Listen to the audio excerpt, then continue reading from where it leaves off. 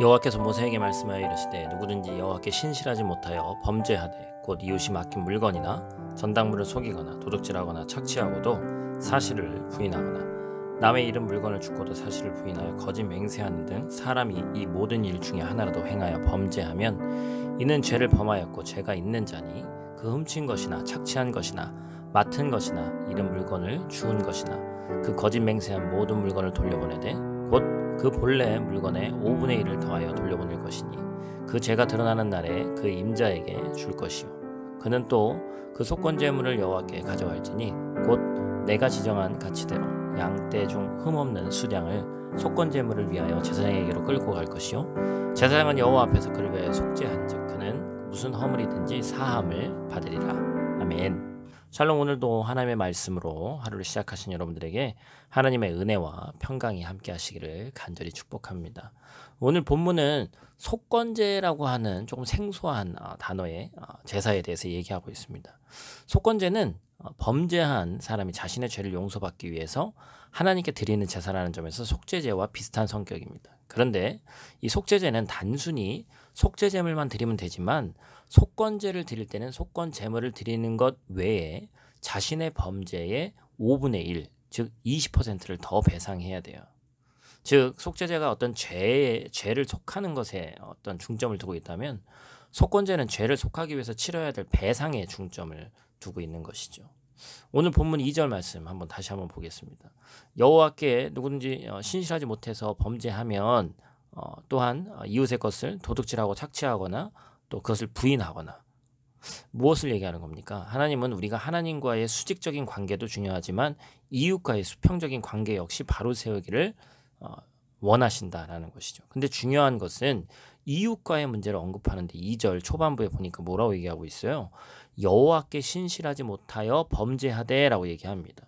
즉 무슨 뜻이냐면 하나님은 이웃과의 문제 역시 결국 하나님과 관계가 바로 설정되지 않았기 때문이라고 여기시는 거예요. 결국에 모든 죄는 하나님 앞에 신실하지 못하기 때문에 일어나는 것입니다. 그러므로 그 사람은 신앙은 참 좋은데 사람과의 관계가 안 좋아라고 얘기하는 것은 잘못된 말이죠. 신앙이 좋으면 사람과의 관계 역시 좋아야 됩니다. 우리는 비유를 하자면 하나님과의 관계를 여러 칸에 있는 서랍장처럼 생각할 때가 있습니다.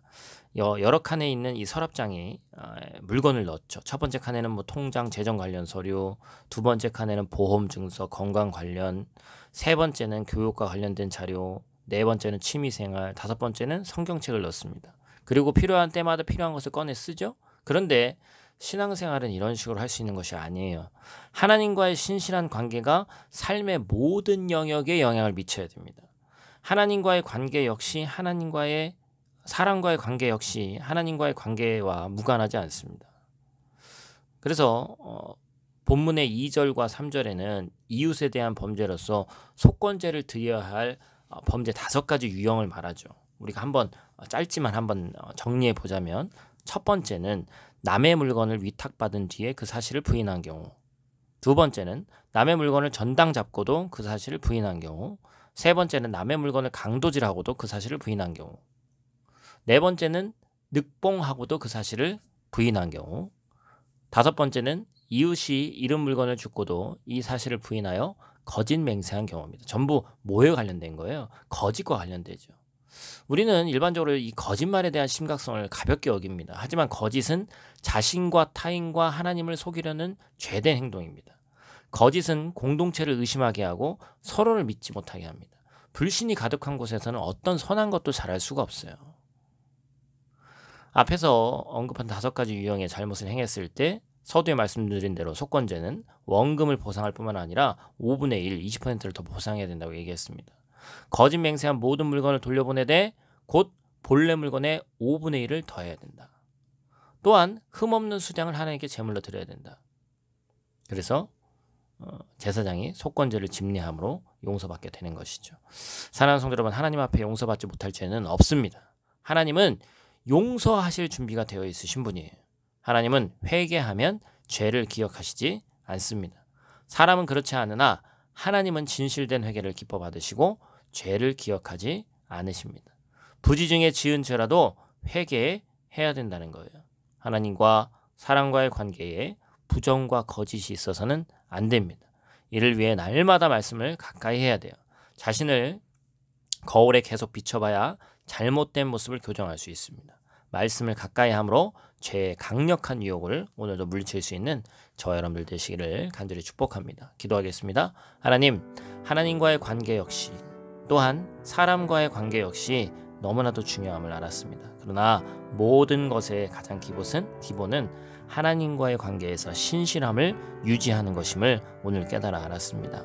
인간관계에 문제가 있다고 인간관계에만 초점을 맞추는 것이 아니라 믿는 자로서 그리스도인으로서 우리가 하나님과의 관계에 먼저 초점을 맞추고 나아가면 하나님과의 관계에 잘 되어 있는 사람이 이웃과의 관계가 잘못될 일은 없다는 것을 새롭게 깨달아 알았으니 하나님 우리가 그 말씀에 비추어 봐서 오늘 하루도 하나님의 말씀을 붙들고 하나님의 자녀답게 아름답고 선한 영향력을 끼치며 살아갈 수 있는 귀하고 복된 우리 될 수 있도록 도와주시고 때때로 알고 지은지 모르고 지은지 하나님 앞에 내어놓을 때 우리 깨끗게 하시며 항상 용서하시며 안아주시는 아버지 하나님께 거부감 없이 더욱더 담대함으로 나아갈 수 있는 우리 될 수 있도록 하나님 함께하여 주시옵소서. 감사를 드리며 예수님 귀하신 이름으로 기도드립니다. 아멘.